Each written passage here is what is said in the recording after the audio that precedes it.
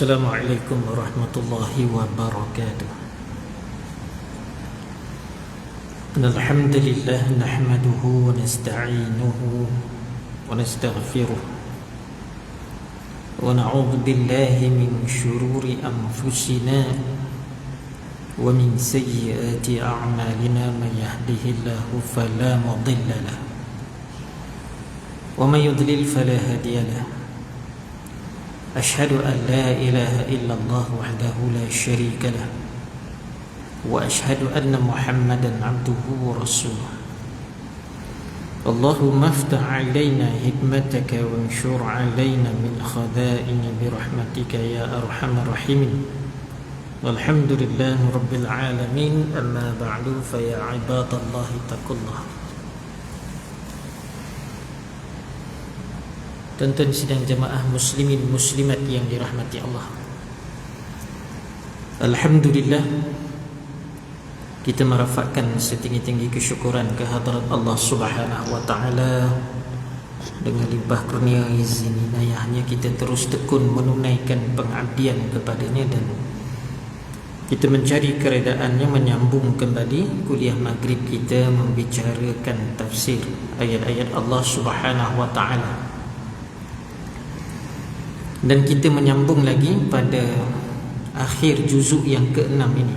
Ini dah masuk ayat-ayat yang akhir juzuk yang ke-6, tetapi surah Al-Ma'idah, mulai ayat 76 sehinggalah ayat 81.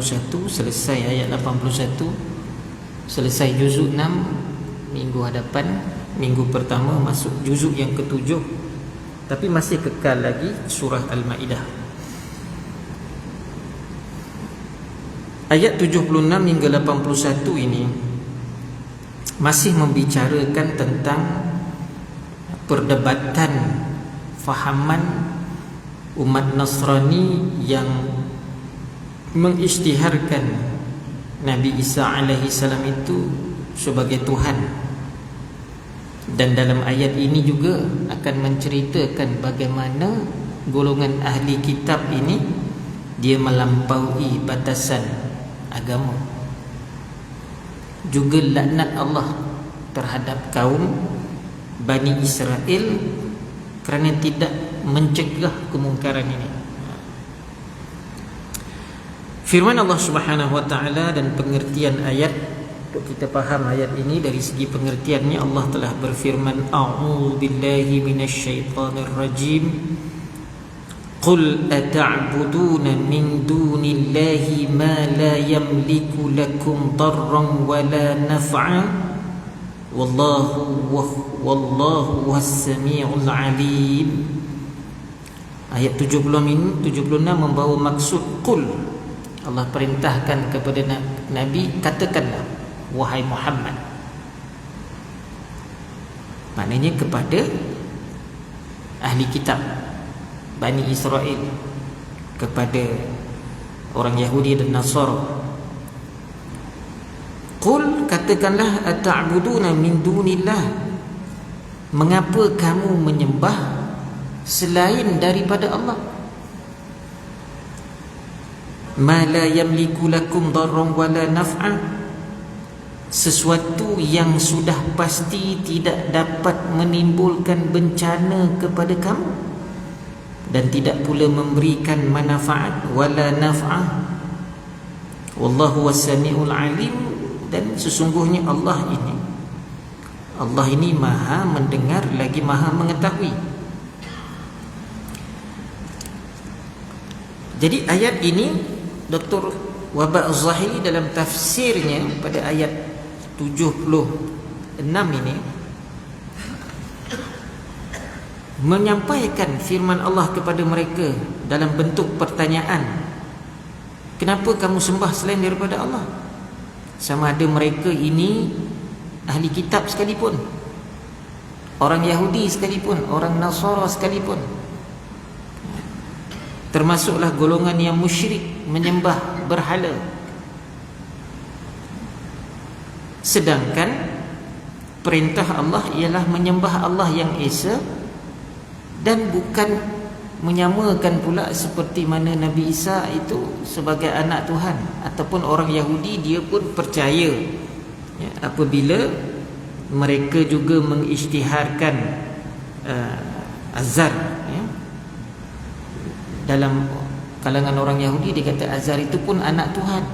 Jadi orang Yahudi pun sesat mensyirikkan Allah, orang Nasrani pun sesat mensyirikkan Allah sebab menyatakan Isa Al-Masih itu anak Tuhan, ataupun ada yang kata Tuhan, seperti mana Saint Paul ataupun Paulus ataupun Saul nama asal dia, yang mengisytiharkan bahawa Nabi Isa AS itu anak Tuhan bila dia mengatakan semasa dia berdialog dengan suara Nabi Isa AS,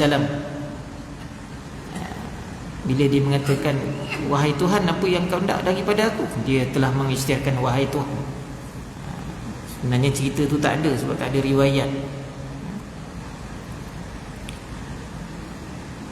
Jadi pertanyaan Allah itu melalui Nabi Muhammad sallallahu alaihi wasallam, kenapa engkau pergi sembah selain daripada Allah, sedangkan yang kau sembah itu nak beri bencana pun tak mampu. Kalau mereka katakan Nabi Isa anak Tuhan, Uzair, Uzair, orang Yahudi kata Uzair itu anak Tuhan, adakah mereka ini kedua-dua ini mampu memberikan bencana? Kemudian mampukah mereka ini mendatangkan nikmat kepada kamu? Satu persoalan mereka pun tak boleh jawab sebenarnya, sebab soalan tu logik, ya tak ya juga. Apa yang mereka boleh beri, melainkan yang berkuasa itu Allah. Jadi kenapa tak sembah Allah? Sifat Allah itu pula maha mendengar. Wallahu was-sami'ul alim, maha mendengar, maha mengetahui. Allah lebih tahu apa segala-galanya daripada makhluk dia ni apa saja. Allah maha mengetahui. Dan Allah menjadikan sekalian makhluk ni, termasuklah manusia, termasuklah malaikat, termasuklah jin, iblis. Iblis tu asalnya pun diisytiharkan malaikat sebab nama dia asalnya taat itu Azazil. Kawan baik Azazil ini ialah Jibril.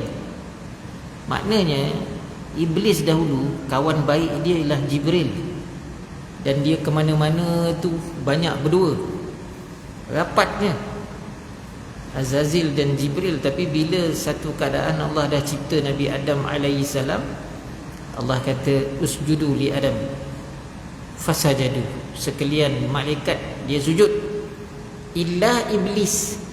Iblis tak nak sujud. Itu bermulalah hasad dengki dia kepada makhluk manusia ni Adam AS, dan juga sombongnya dia mengatakan lebih baik daripada makhluk manusia, dia tak nak sujud. Maka Azazil yang asalnya sangat cantik seperti malaikat lain, putih bersih, bercahaya dia, kemudian sangat taat kepada perintah Allah, macam mana Jibril taat, Azazil pun taat. Tapi bila dia sudah kufur dengan perintah ni, maka Allah kafirkan dia, fastakbara, serta merta. Maka wajah dia bertukar, wajah dia tukar jadi gelap, hitam, muka dia jadi hodoh, bibirnya tebal di bawah, mengelebih ke bawah, gigi taringnya tu ada yang ke atas, macam babi hutan tu, giginya bertaring ke atas. Jadi iblis sudah tukar macam tu, buruk. Kepala dia tiba-tiba ada dua tanduk ya. Kemudian di belakangnya tumbuh ekor. Buruk rupa iblis ni, rupa asalnya jadi buruk. Dia bukan Azazil lagi, itu nama iblis. Jadi semua makhluk yang Allah jadi ni Allah tahu, aku jadikan. Jadi kenapa pula kamu ni sembah kepada manusia dengan mengatakan bahawa Tuhan tu ada anak, lalu kamu kata ini Tuhan, ini anak Tuhan. Jadi itu maksud daripada pengertian dan juga penjelasan Dr. Rabah Zuhaili dalam ayat 76 ini. Allah Subhanahu wa ta'ala dialah yang maha mendengar semua perkataan dan ucapan para hamba-Nya, lagi maha mengetahui segala sesuatu. mengapa kamu ini berpaling daripada menyembah kepadanya dengan beralih kepada manusia pula kamu sembah. Manusia itu boleh mati, tapi Nabi Isa AS ni Allah angkat dia. Seperti mana Rasul yang lain tu ada yang Allah angkat ke langit, Nabi Idris AS dan Nabi Nabi yang panjang umurnya tak dimatikan pun ada.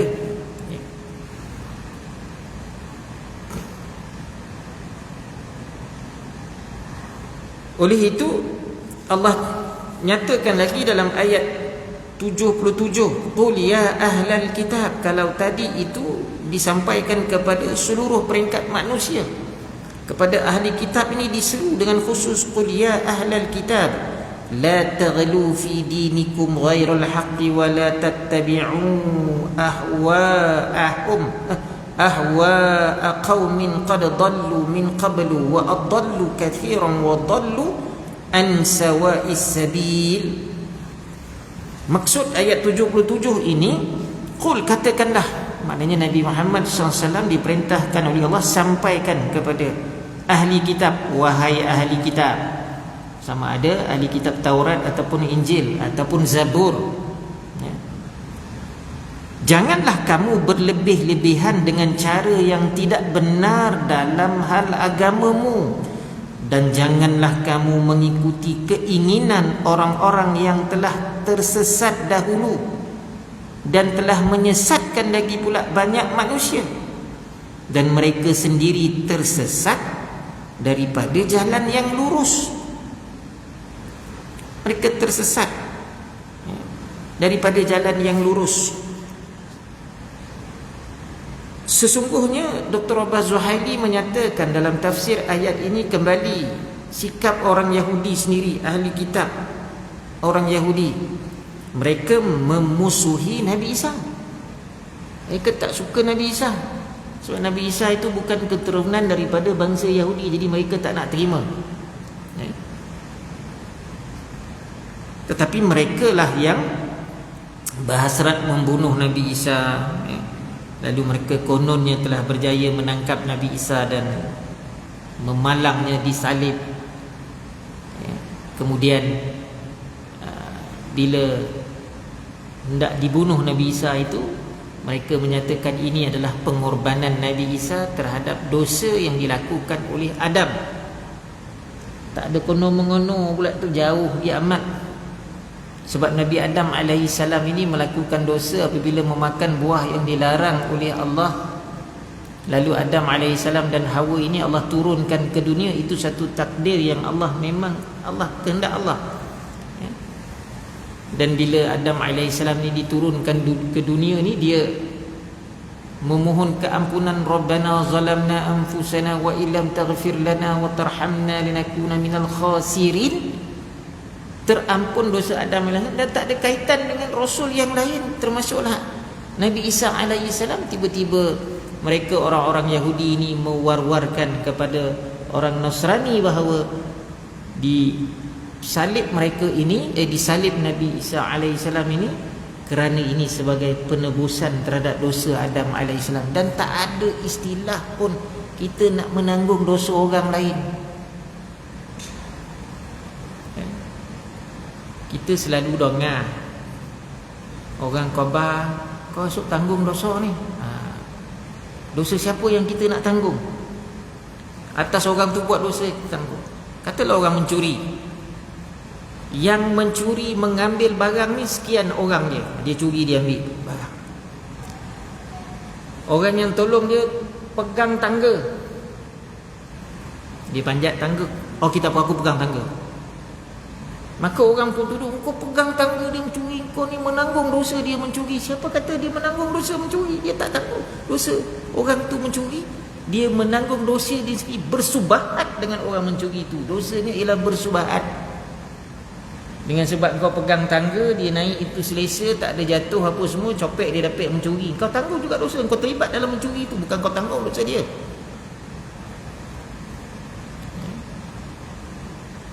Anak tak nak semayang, Semayang lah. Tak apa saya tak semayang mak, mak tanggung dosa saya. Kita faham begitu. Siapa kata anak semayang mak bapak tanggung dosa dia? Walaupun ada mak bapak cakap kau jangan tak semayang, besok ayah tanggung dosa kau. Tak. Dia bila dah balik dia tak semayang, mak bapak tak tanggung dosa dia. Kecuali lah daripada kecil sampai ke besar, mak dia, ayah dia tak pernah didik dia semayang. Walaupun dia dapat di sekolah, tapi di rumah langsung, pokok dia kau lah tak nak semayang, dia kata sebab kau dekat sekolah tak belajar. Ini tanggungjawab ustaz kau kat sekolah. Kau tak nak semayang bukan pasal lesen lagi dah. Wah, payah juga macam tu. Dia bukan menanggung dosa anak tak semayang tu. Dia menanggung dosa sebab tidak mendidik dan tidak menyuruh, tidak menggalakkan, tidak apa sahaja menggalakkan anak tu semayang. Maka itu dia berdosa. Jadi tak adalah pula sebab nak menafikan tadi, apabila orang-orang Yahudi mengatakan disalib Nabi Isa AS sebagai penebusan dosa, padahal sebenarnya mereka memang nak bunuh, memang benci kepada Nabi Isa. Itu perangai Yahudi lah. Kemudian orang-orang Nasrani terima, lalu mengisytiharkan dia pun sebagai anak Tuhan, sedangkan anak Tuhan ni sepatutnya ada kuasa, tapi satu mudarat pun dia tak boleh buat. Jadi kenapa engkau percaya? Sebab itulah mereka berusaha untuk menyalib dan membunuh ini tadi. Dan mereka ini pula tidak ada kuasa untuk menghalau ataupun menghalang sebarang kemudaratan kaum Yahudi itu. Yang sebenarnya nak menghalang ialah Allah, bukan yang disalib itu. Sebab itulah Allah memerintahkan kepada nabinya, rasulnya, beserta dengan ahli-ahli kitab yang beriman sama ada Yahudi dan Nasrani, di mana Allah perintahkan supaya berkata, maknanya diperintahkan kepada Nabi ini supaya menyampaikan kepada ahlul kitab, jangan kamu melampaui batas dalam mengikuti kebenaran. Dalam nak menyatakan benarnya Nabi Isa itu kononnya sebagai penebus dosa kepada Adam alaihi salam, yang nampak logik, ya betul juga kan, dia tebus dosa kita kan. Logik akal tak boleh. Jadi itu kata Dr. Rabah Zuhali, kamu melampau dalam hal mencari kebenaran agama, melampau. Dalam kita nak mencari kebenaran agama, jangan kita mencipta sesuatu yang melampau.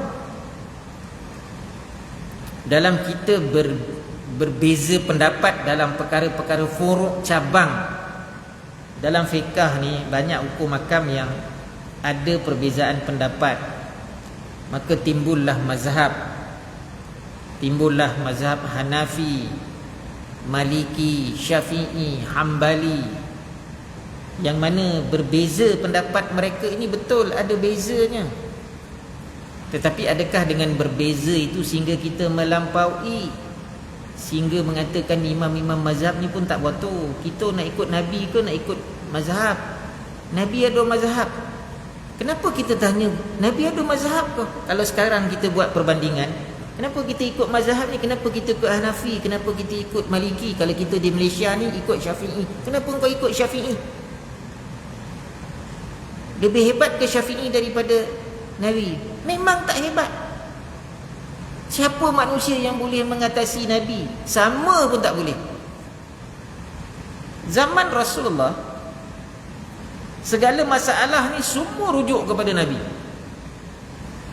Perkara-perkara hal kehidupan seharian pun, selain daripada perkara ibadah, akidah tu memang dah tentu rujuk, semua pergi rujuk kepada Nabi. Termasuk orang perempuan pun, bila dia nak tahu sesuatu, dia pergi ramai-ramai jumpa isteri-isteri sahabat, pergi jumpa Nabi. Bila Nabi bersama Khadijah, bila Nabi bersama dengan Aisyah, banyaknya bersama Aisyah sebab lepas berhijrah ke Madinah itu bersama Aisyah.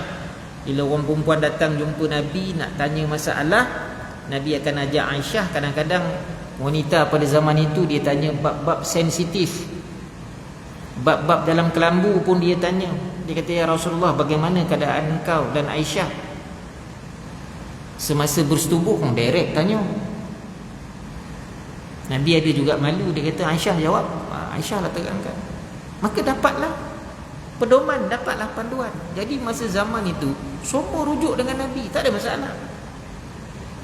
Bila Nabi wafat, berpindah kepada sahabat. Nabi sebut, di akhir zaman kamu akan melihat banyaknya perpecahan berlaku. Ni Nabi kata ni sekarang betul dah kita nampak berlaku. Hadis akhir zaman. Kamu akan melihat keadaan umat aku ni. Kalau kamu ini sempat, dia bertanya, dia bercakap dengan sahabat-sahabat pada zaman dia, kalau umur kamu panjang, kamu akan dapat melihat satu zaman nanti keadaan umatku yang berselisih faham, berselisih pendapat dalam banyak perkara. Hari ini tak banyak perkara, banyak perkara berselisih. Bukan hal politik je, hal ekonomi pun berselisih, hal ibadah pun berselisih, hal akidah. Sifat 20 pun kena hantam dengan 3 sifat tu. Kumpulan yang mempertahankan rububiyah, uluhiyah dan sifat Allah ini, dia bantai sifat 20. Yang kau pergi bantai buat apa? Yang sifat 20 pun sama juga dia balun, katakan. Kalau diteliti ke semua tu sebenarnya ada pertalian. Dan setiap sifat-sifat Allah yang dikatakan sifat 20 tu, nama je 20, tapi bukan 20 tu sifat Allah. 20 tu kalau kita belajar setahun tak habis, pecah lagi sampai berpuluh-puluh nama. Akhirnya jumpa 99 dalam 20 tu. Itu kena belajar lah. Tapi hentam kenapa? Akhirnya bila berbalah sampai kepada menghukum kafir kau ni, kafir. Jadi sebenarnya tak perlu dakwa. Kenapa nak ikut mazhab? Kita ikut Rasulullah. Rasulullah kata begini. Apa Imam Hanafi bila bercakap tak ada sandaran, Imam Syafi'i bila memberikan sesuatu hukum maka tak ada sandaran, tak ada dalil. Handal kita pula daripada Imam Syafi'i. Apabila menyatakan sesuatu itu maknanya tak betul ni, mazhab Hanbali ni dia cakap ni, dia pun tak betul. Sudahnya habis semua mazhab dia kata tak betul. Sedangkan Imam Hanafi itu dia adalah pada zaman tabi'in, dia tak jumpa Nabi, tapi dia hidup selepas sahabat tu, dia jumpa sahabat. Jadi dia mengetahui tentang hal Nabi itu melalui sahabat. Imam Maliki dia lewat sikit lagi, tabi'in, tapi dia tak jauh lah dengan Imam Hanafi. Bukannya berpuluh-puluh tahun sangat, tak jauh. Tapi berguru Imam Maliki dengan Hanafi. Tak ada pula dia kata tak betul untuk guru aku ni. Imam Syafi'i pula dia lagi kemudian, tetapi dia berguru dengan Imam Maliki, dan Imam Maliki bawa juga pandangan-pandangan Hanafi. Malah Imam Maliki nasihatkan Syafi'i, kalau ada pendapat engkau yang lebih baik, pakai. Tak suruh taklid ikut Maliki. Tetapi memang Imam Syafi'i disiplin dia lebih ketat. Dia mengajar anak murid dia. Bila tengok anak murid dia tak sembahyang sunat, anak murid dia tak sembahyang sunat, engkau keluar dengan belajar dengan aku. Punya dia tegas. Sebab aku perturunkan ilmu ini dengan kau boleh dapat ilmu ini bila kau mengutamakan perkara-perkara yang baik. Amalan sunat. Dia straight. Nampaklah tegasnya. Kalau kita nak menafikan mazhab tak betul, habis kita buat zakat sekarang macam ada Rasulullah bayar zakat dengan duit, dengan mata wang. Dulu serah zakat perniagaan, harta perniagaan itu tanaman tu. Kalau pegangan Imam Syafi'i itu lembu. Berapa ekor lembu kena zakat daripada puluh ekor, 100 ekor, berapa ekor kena zakat. Bawa lembu ke pusat zakat. Mana nak letak?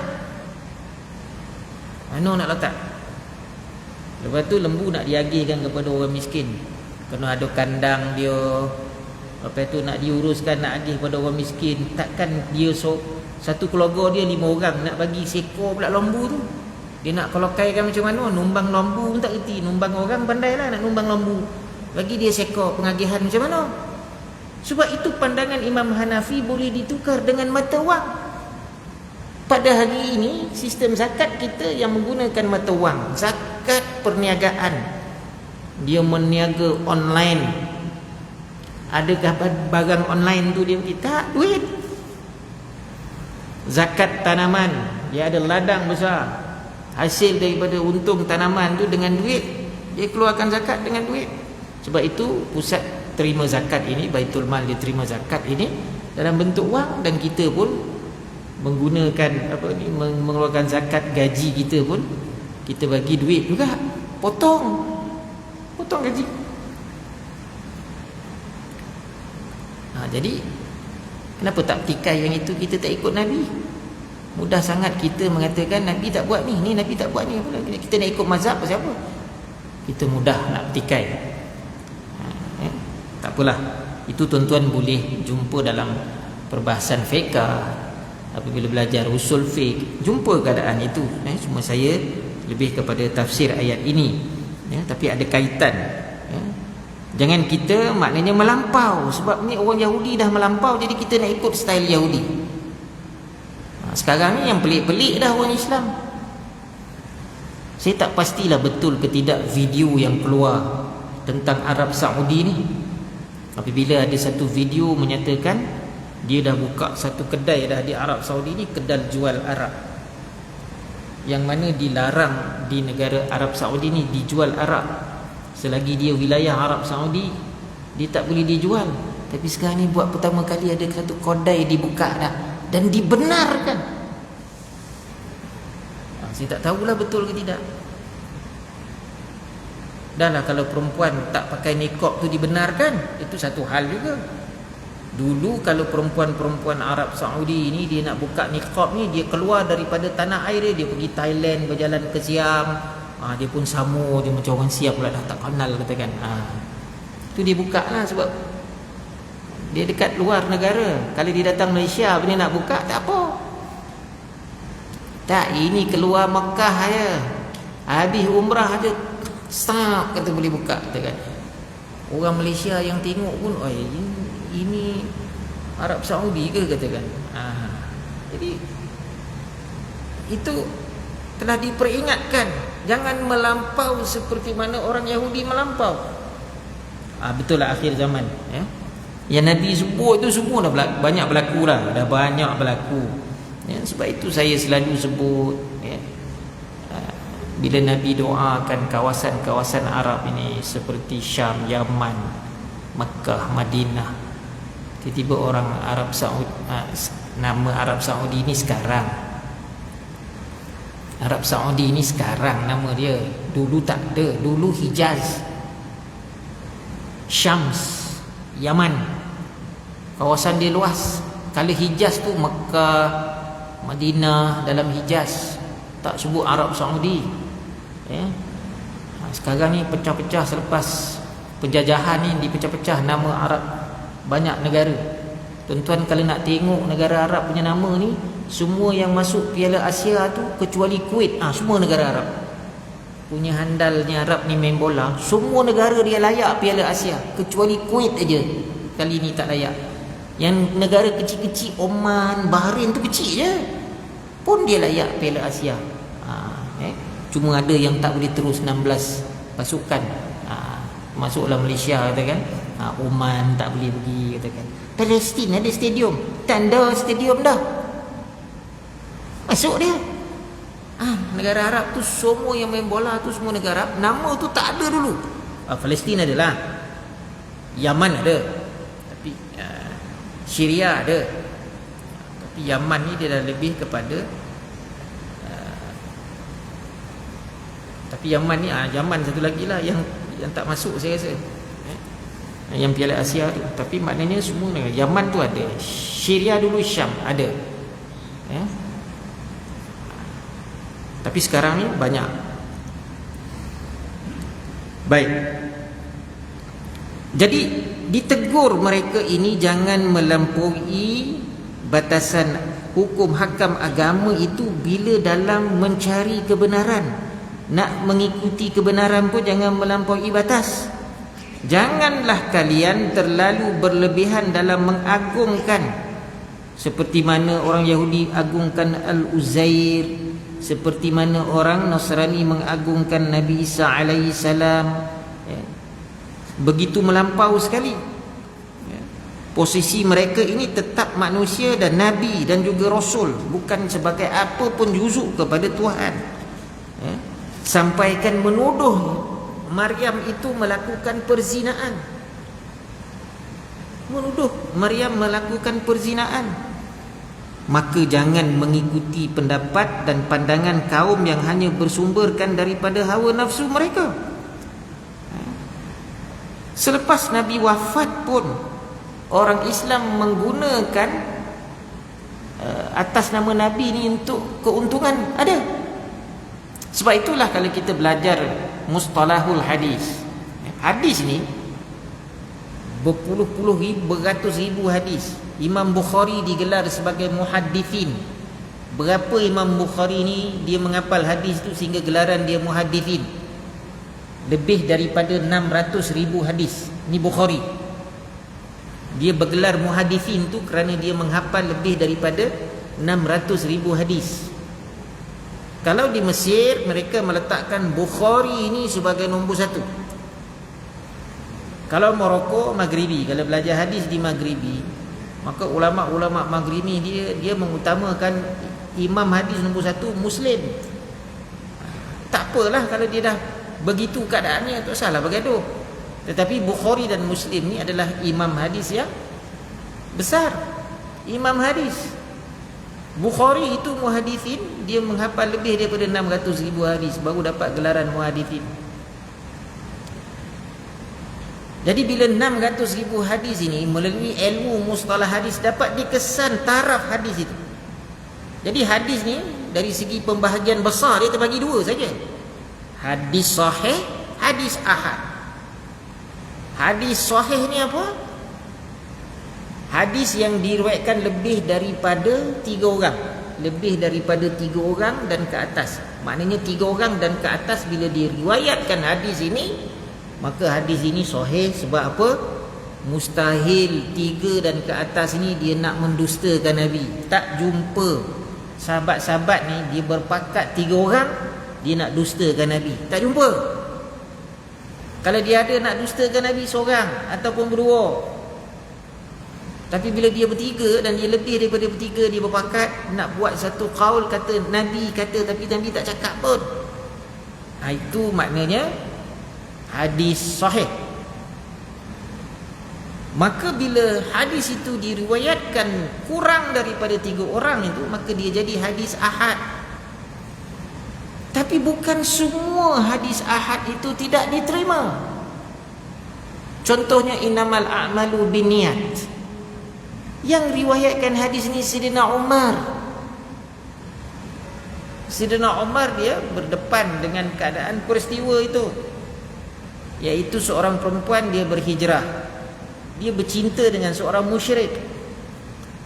Bila dia nak berhijrah semata-mata taat dia kepada Allah dan Rasul sebab dia muslimah. Buah hati penagang jantung dia musyrik, belum lagi masuk Islam. Adakah kau nak tinggalkan aku? Bukankah engkau buah hati cinta kasih sayang aku? Jangan kata orang Arab tak kerti bercinta lah, katakan. Jangan kita Melayu saja bercinta ni. Dia kata kalau kau cinta pada aku, kau kasih kepada aku nak berhijrah, kau ikut aku. Lalu dia ikut dan dia masuk Islam dan dia berhijrah nak kahwin dengan perempuan itu. Maka dia dapat kahwin dengan perempuan itu, tetapi dia tidak dapat pahala penghijrahan kerana Allah dan Rasul. Umar tahu kisah ini dan dia riwayatkan innamal a'malu binniyat, masyhur hadis ini, tetapi dia bukan hadis bersifat sahih sebab Umar seorang. Tapi bila Umar yang riwayatkan hadis ini, adakah kita nak tolak? Sedangkan Umar ini Nabi isytihar sebagai ahli syurga. Ahli syurga, kita nak tolak kata-kata dia? Maka hadis itu ada nama khusus dia, hadis aziz. Maka dia dalam kategori hadis ahad yang mana kemungkinan bila dua orang ke bawah ni nak mendustakan Nabi mungkin. Tapi banyaklah hadis yang terputus rawi dia, hadis mursal. Terputus sahabat. Tabi'in riwayat daripada tabi'in, lepas tu putus sahabat tiba-tiba qala Rasulullah sallallahu alaihi wasallam. Macam mana nak terima hadis itu? Terputus sahabat sebagai rawi yang sepatutnya benda itu disampaikan daripada Nabi oleh sahabat, sahabat sampai kepada tabi'in. Ini tabi'in terus kepada Nabi. Kan benda tu menjadi muskil. Tetapi bila dia bersifat hadis yang mursal, terputus sahabat ini, maka cari hadis lain yang ada qaul yang sama. Rupanya ada. Maka hadis yang itu menyokong hadis ini, akhirnya boleh terima. Jadi maknanya tak semudah itu kita nak kata ya, satu perkara itu kita nak tolak mentah-mentah, ataupun kita terus kata ni Nabi buat sebab ada qaul. Tengok hadis maudhu' pula, lagi parah ya? Itu perbahasan ilmu hadis lah ya? Tetapi ilmu hadis ini sangat penting sekarang ni. Hatta pada hari ini pun bila dirujuk kepada hal-hal semasa ni, kembali ya kepada hadis-hadis Nabi ya. Pada hari ini kita lihat dunia anak-anak muda ni berbeza, tak macam kita nak cari kerja. Kalau kita nak cari kerja pada hari ini, anak muda ni dia ada macam-macam ilmu, kemahiran dia. Kadang-kadang dia nak temuduga tu, dia pula tengok bos macam mana. Dia tengok bos ni, oh bos ni dia boleh. Dia nak kerja sebab dia tengok bos ni sejiwa dengan dia. Kalau nak beli dengan Shopee, bos pun pandai Shopee, oh dia pun boleh terima ni jadi bos. Kalau dia kata bos ni digital pun tak berhati, tak payahlah, saya pun tak naklah berkojor. Jadi tak macam dulu. Dulu kita ni dipanggil oleh siapa-siapa bos ni untuk temuduga, beria-ria kita ni mesti kita jawab dan mesti kita ikut apa bos kata. Tak, sekarang ni lain pula anak muda ni.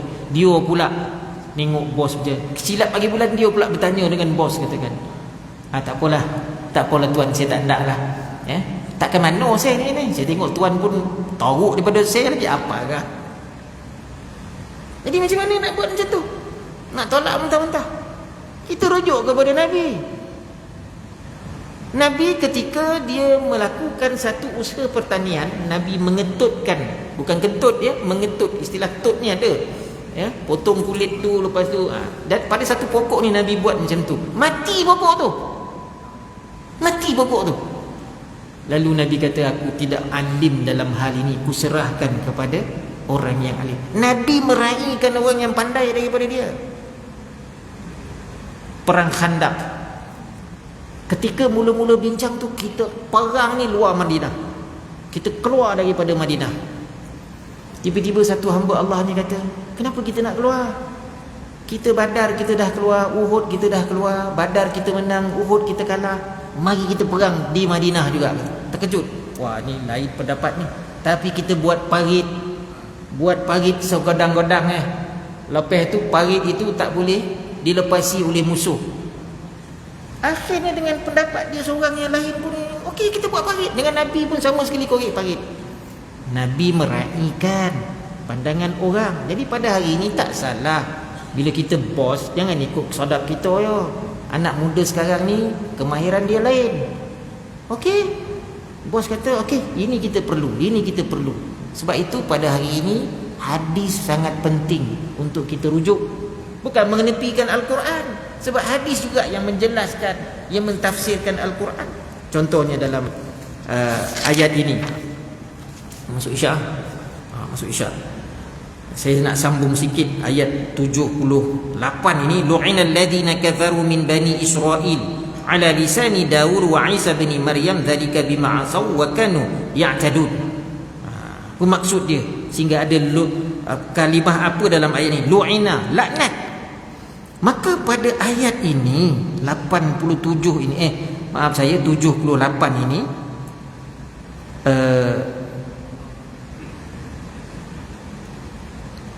orang-orang dan mereka ini bila melakukan kesesatan sehingga mengatakan Nabi Isa itu sebagai anak Tuhan, mereka sendiri sesat. Lalu orang-orang kafir dari Bani Israel ini telah dilaknat oleh Allah melalui siapa? Lisan Nabi Daud alaihissalam dulu, ya.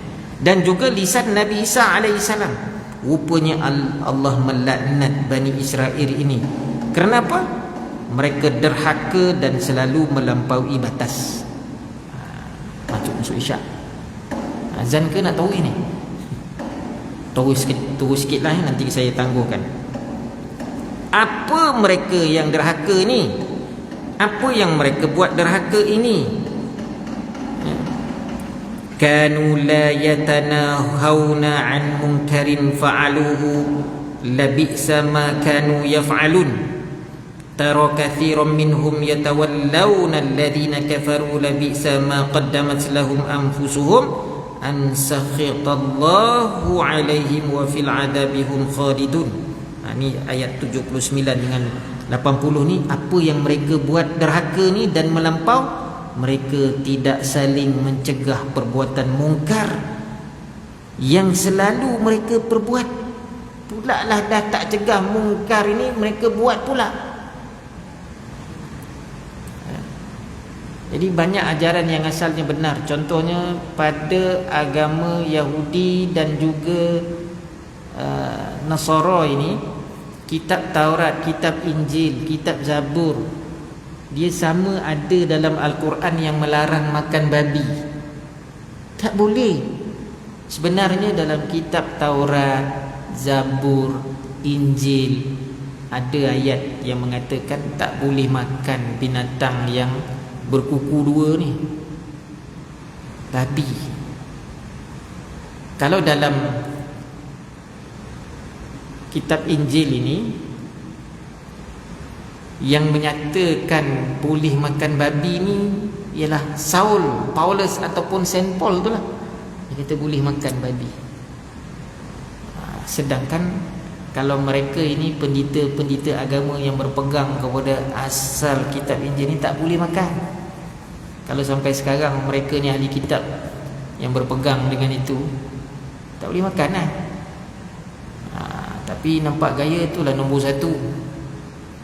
Di antara binatang, di antara makanan halal, lembu, ayam, dibandingkan dengan babi. Bila buat perbandingan, binatang babi ni paling ramai dimakan oleh manusia.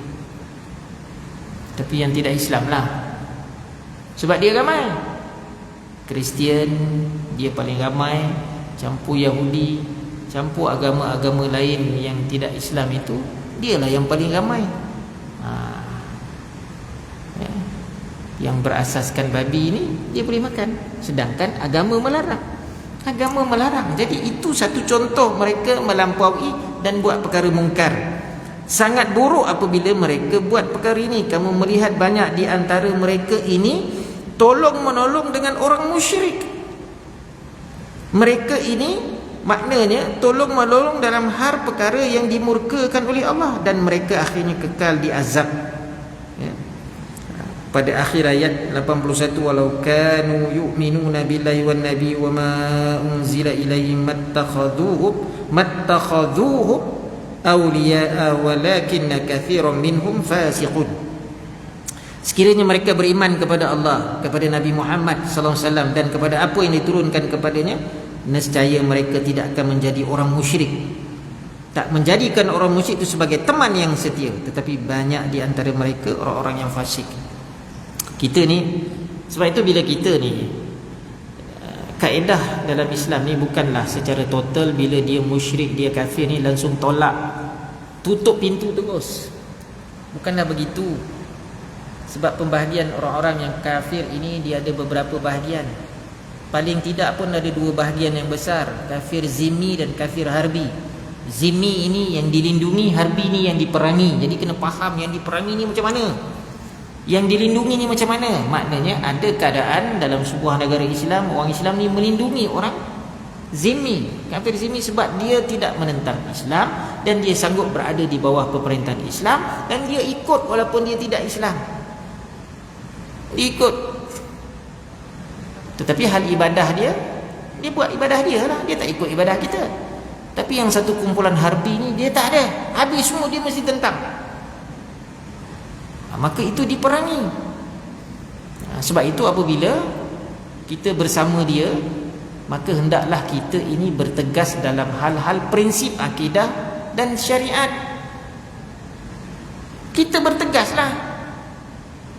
Bila hak asasi kata nak sama rata, kena tengoklah hukum Islam. Nak sama rata katakan. Dalam Islam ada yang tak boleh sama rata itu dalam keadaan separuh-separuh. Nak sama rata lelaki perempuan. Orang lelaki masuk bodybuilder, badan berketul-ketul. Orang perempuan pun boleh juga masuk bodybuilder berketul-ketul. Memang adalah orang perempuan pun masuk. Kita pun tengok selera kau. Tapi memang dia kuat lah. Selera kau kita tengok. Minta maaf lah kan. Sebab itulah hadis-hadis Nabi ni banyak. Sebab itu Imam Ahmad meriwayatkan Nabi bersabda, lamma waqa'at banu Israel fil ba'asi nahathum ulama'uhum falam yantahu fajalasuhum fi majalisihim. Ketika mana Bani Israel mereka ini terjebak ke dalam lembah kemaksiatan, maka para ulama mereka berusaha mencegah mereka. Lalu ketika mereka tetap tidak maknanya menerima, maka para ulama mereka itu ikut duduk bersama-sama mereka dalam majlis-majlis mereka. Ketika ulama mereka menegur perkara maksiat, mereka tak nak dengar cakap ulama. Akhirnya ulama-ulama daripada orang-orang Yahudi dan Nasrani, bila mereka ni dah memberi teguran tak mahu diterima, sudahnya mereka ini ikut bersama dengan mereka yang tak nak dengar cakap. Akhirnya dia mengalah. Ada tak tanda tu hari ini? Orang alim tegur, cakap orang alim tak nak pakai. Tuan-tuan fikirlah sendiri. Ada tak orang alim tegur sesuatu, benda memang benda tak betul, orang alim tegur. Sebab taraf dia itu siapa? Mufti ke? Kita tak nak dengar. Itu pandangan peribadi. Walaupun pandangan peribadi mufti, tapi dia memberikan pandangan berasaskan kepada kapasiti dia itu sebagai ketua dalam hal-hal jawatan kuasa syarak. Dia bagi pandangan, buatlah sesuatu supaya pandangan itu diharmonikan macam mana, bincanglah. Itu pandangan peribadi dia, tak perlu dengar. Ini dah berlaku dulu zaman Bani Israel. Ini saya tak marah ya, saya cakap ya. Jangan saya khabar saya marah. Saya cakap ini berdasarkan apa yang Nabi pernah sebut. Nabi kata apa, Bani Israel ni bila mereka ni dah terjebak ke dalam kemaksiatan ini, ulama mereka berusaha cegah. Tapi bila pandangan ulama mereka tak diterima, ulama mereka join dalam majlis itu. Join. Abu Daud, Tirmizi, Ibnu Majah meriwayatkan daripada Ibnu Mas'ud, baginda sallallahu alaihi wasallam. Ini panjang ni kalau nak baca hadisnya. Anna awwala ma daqalal naqsu ala bani Israel kana rajulul yalqa, atau kabaqal panjang. Saya bagi terjemahan dia, dah masuk isyak. Sesungguhnya kata Nabi ni, kekurangan yang pertama kali menimpa Bani Israel adalah bahawa ada seseorang bertemu dengan seseorang yang lain, lalu ia pun berkata kepadanya, apakah ini? Apa ini? Bertakwalah kamu kepada Allah. Dia bagi tahu apa ni? Bertakwalah kepada Allah dan tinggalkan apa yang kamu perbuat itu, kerana itu tidak halal bagimu. Itu maknanya secara umum. Di sini sebut. Kemudian keesokan harinya dia bertemu balik dengan orang tu, sedangkan orang tersebut tetap melakukan kemaksiatan, lalu hal itu tidak menghalangnya untuk dia. Rupanya pada hal makan minum ni, jangan makan ni, tak halal. Besok tu jumpa kawan yang ditegur tu makan, sudahnya dia join makan sekali. Nabi sebut benda ni terjadi pada Bani Israel. Takkan kita tak terima?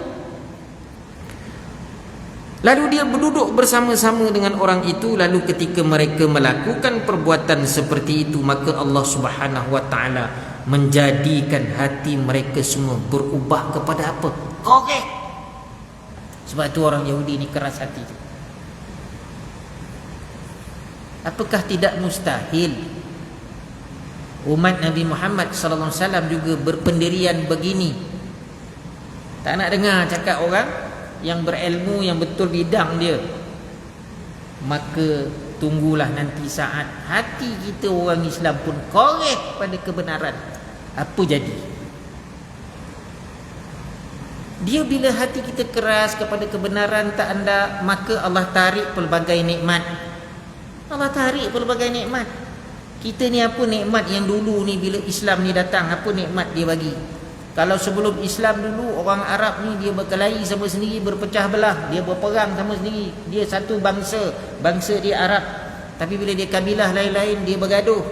Tetapi bila Nabi bawa Islam, Nabi sampaikan Islam, terima Islam, lepas tu bawa syariat, pedoman-pedoman dan sebagainya, akhirnya umat Islam ni bangun dengan satu prinsip hidup berjemaah, berjemaahnya, bermesyuarahnya, akhirnya menjadi umat Islam yang bersatu padu bersama-sama.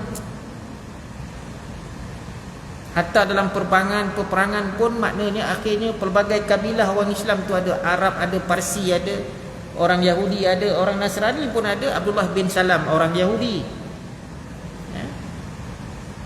Salman Al-Farisi orang Parsi. Tetapi bila mereka beriman atas nama taat kepada Allah dan Rasul, mereka bersama, semayangnya sama, sujudnya sama, rokoknya sama. Kita lihat kekuatan perpaduan orang Islam tu kukuh.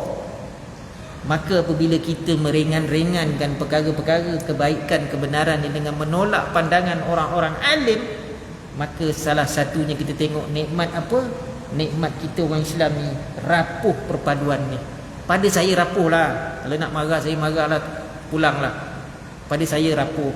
Orang jentik-jentik, peletok-peletok je, orang tengih-tengih je macam ni. Saya bukan nak naikkan semangat kaum, tidak lah, tapi kita nampak macam itulah. Kita tak boleh bersama dalam hal survival kita. Banyak tanah kita sekarang, berapa banyak tanah kita. Dalam hal tanah pun kita tak mampu nak kan, kalau cerita kan pandai.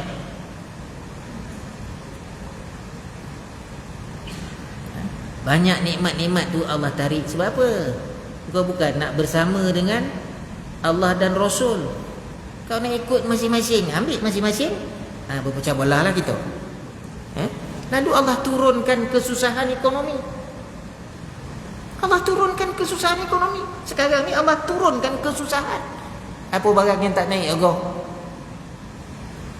Pun tak naik harga. Saya beli roti 4 segi tu apa? Bukan roti, saya beli biskut koreng tu. Dulu RM3.95. Sekarang RM4.55. Alah ustaz, 50 sen je naik. Yo 50 sen. Saya beli biskut tu tiap minggu sebab apa? Habis ya, sebab dia biskut koreng. Cicah kopi ni. Cicah kopi nak copek, asalkan perut berisi. Tiap minggu beli. Tambah tak? Bertambah belanja. Gaji naik. Sekarang saya yang kono kan. Ustaz kuliah ke? Ustaz nak tembak siapa? Tak tembak siapa. Saya kaitkan sejarah yang berlaku kepada Bani Israel yang kita lihat pada hari ini. Kalau kita ikut cara macam tu, terimalah akibat. Terimalah akibat. Ni akhir zaman. Ni akhir zaman. Dengan duit kita jatuh lagi.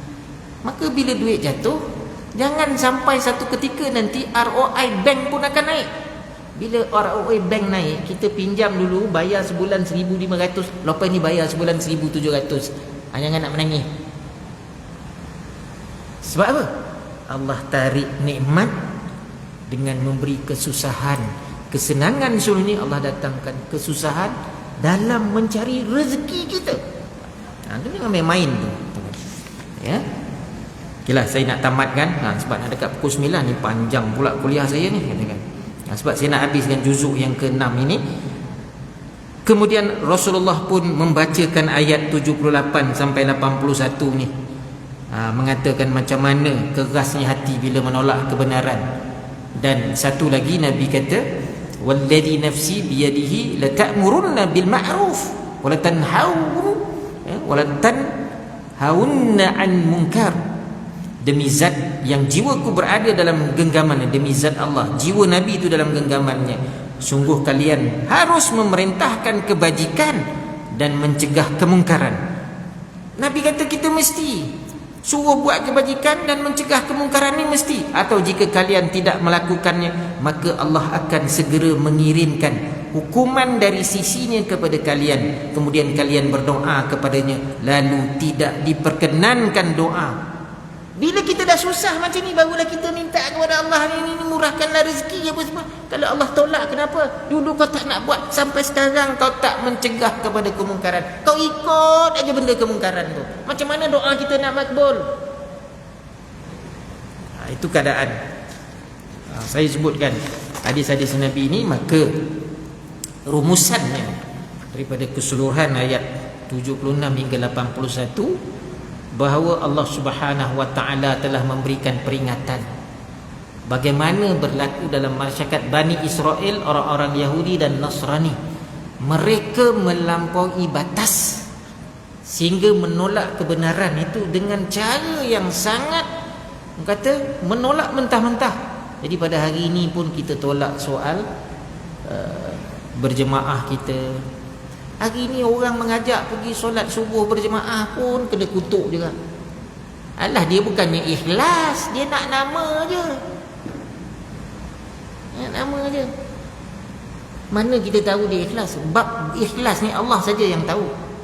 Kalau dia tidak ikhlas, Allah hukum dia. Kita berdoa je lah untuk kebaikan. Ya? Dia kutuk, ajak orang pergi sembahyang subuh berjemaah, lepas tu bila dia tak pergi, dia pergi kutuk pula. Kau tak pergi, kau janganlah kau sibuk pula bising, kata kan. Kau tak kutuk tu tak apa lagi, gitu kan. Itu pun berlaku dalam masyarakat kita. Nak ikut perangai Bani Israel kau pada kebenaran ini, tolak. Sedangkan kita nak ajak semua mari sembahyang berjemaah. Nak tengok kekuatan orang Islam ni bermulanya antaranya dengan solat berjemaah itu. Kalau solat berjemaah pun rapuh, ini berkelahi dalam bab hal-hal perkara furuk. Angkat tangan ke tak angkat ke. Syafi'i je, Hanafi tak payah angkat tangan. Apa yang kita nak marah? Masing-masing ada hujah. Solat itu tetap betul. Jadi itu pengajaran kepada kita, tuan-tuan. Jadi saya harap jelaslah ya, daripada tafsir ayat 76 hingga 81 ini jelas beberapa pedoman yang Nabi beri, ya, di mana Dr. Abah Zuhaili mengambil hadis-hadis Nabi menerangkan ayat-ayat ini untuk pedoman kita bersama. Jadi dengan itu selesai juzuk 6 ni. Saya tutup buku juzuk 6, kitab juzuk 6. Minggu depan juzuk 7. Dah juzuk ke-7 dah tu. Saya pun tak ingat dah berapa tahun saya kuliah kat masjid ni. Masuk minggu depan juzuk yang ke-7. Tapi masih surah Al-Ma'idah. Masih lagi cerita Bani Israel itu berterusan. Sebab ayat Ma'idah ni panjang 100 lebih, katakan. Ya. Jadi segala yang baik itu anugerah Allah Subhanahu wa taala. Sebarang kekurangan kita pohonlah keampunan daripadanya. Kita tutup dengan doa tasbih kafarah bacaan daripada suratul Asr. Bismillahirrahmanirrahim.